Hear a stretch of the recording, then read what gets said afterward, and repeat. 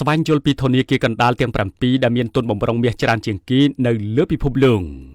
យោងតាមប្រភពពី Investing News បានលើកឡើងថាធនាគារកណ្ដាលនានាបានទិញមាសសម្រាប់ទុកជាទុនបម្រុងជៀនដោយសារវាគឺជាទ្រព្យសម្បត្តិមានសុវត្ថិភាពកាត់បន្ថយហានិភ័យសេដ្ឋកិច្ចការពារអតិផរណានិងលើកកម្ពស់ស្ថិរភាពសេដ្ឋកិច្ចខាងក្រោមនេះគឺជាធនាគារកណ្ដាលទាំង7ដែលបានកាន់កាប់មាសច្រើនជាងគេនៅលើពិភពលោក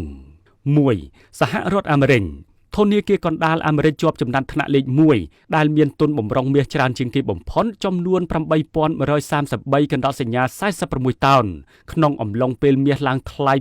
$2,200 ក្នុងមួយអោនតម្លៃសរុបនៃទុនបម្រុងមាសរបស់ធនាគារកណ្ដាលអាមេរិកគឺច្រើនជាង $630,000 លាន 2. អាល្លឺម៉ង់ធនាគារកណ្ដាលអាល្លឺម៉ង់កាន់កាប់មាសចំនួន 3,351 កណ្ដាលសញ្ញា65តោនដែលតិចជាងពាក់កណ្ដាលនៃចំនួនសរុបរបស់សហរដ្ឋអាមេរិកធនាគារអាល្លឺម៉ង់រក្សាទុកភាគហ៊ុនរបស់ខ្លួនជាងពាក់កណ្ដាលនៅក្នុងទីតាំងបរទេសដូចជាទីក្រុងញូវយ៉កទីក្រុងឡុងនិងបារាំងខណៈដែលពាក់កណ្ដាលទៀតត្រូវបានរក្សាទុកនៅក្នុងទីក្រុង Frankfurt របស់ខ្លួន 3. អ៊ីតាលីធនាគារជាតិរបស់អ៊ីតាលីបានចាប់ផ្ដើមប្រមូលទិញមាសនៅឆ្នាំ 1893 ដែលមានចំនួន 78 តោនបានកើនឡើងបន្តិចម្ដងរហូតដល់ 2,451 កណ្ដាលសញ្ញា84តោននាពេលបច្ចុប្បន្ននេះអ៊ីតាលីក៏ដូចជាអាល្លឺម៉ង់ផងដែរដោយប្រទេសនេះបានរក្សាទុកមាសខ្លះនៅបរទេសរួមមាន 141 តោននៅចក្រភពអង់គ្លេស 149 តោននៅប្រទេសស្វីសនិង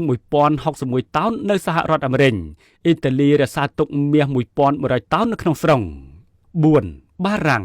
ធនាគារកណ្ដាលបារាំងបានរក្សាទុកទុនបម្រុងមាស 2,436 កណ្ដាលសញ្ញា97តោននៅក្នុងប្រទេស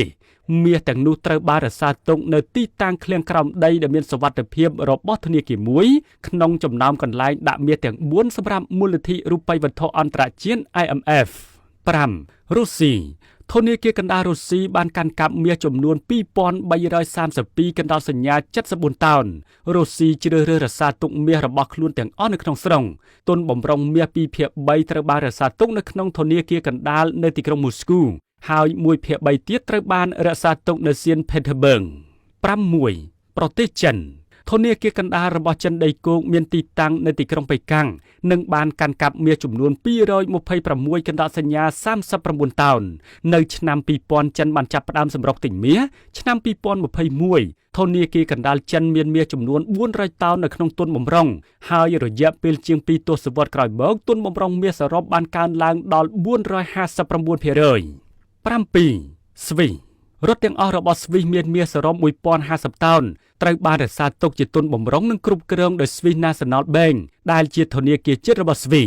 ទន្ទឹមនឹងនេះ 70% នៃទុនបម្រុងមាសរបស់ខ្លួនត្រូវបានរក្សាទុកនៅក្នុងស្រុងខណៈដែល 20% ត្រូវបានរក្សាទុកនៅធនាគារកណ្ដាលអង់គ្លេសនិង 10% ទៀតនៅធនាគារកណ្ដាលកាណាដា